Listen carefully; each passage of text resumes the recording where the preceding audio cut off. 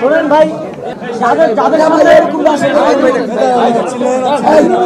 আমার গলায় যদি চাকা থাকে, আমরা কথা বলতেছি, আমার গলায় যদি চাকা থাকে গাড়ি, আমার সঙ্গে কি থাকবো ভাই?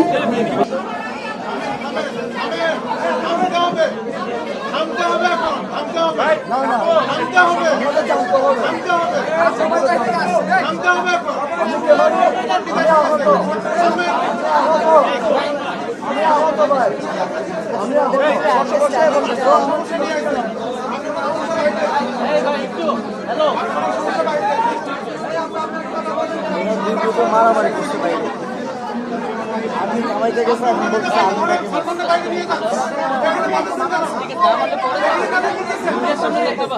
বলছেন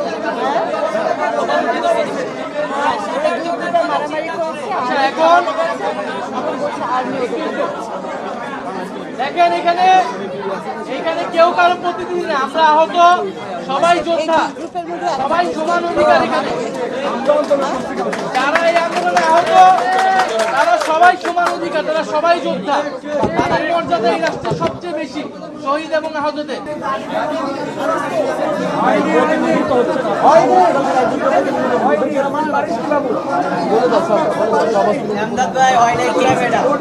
আমি এটা কথা বলি,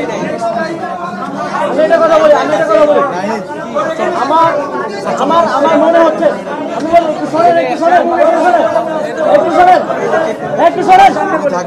আমার মনে হচ্ছে যারা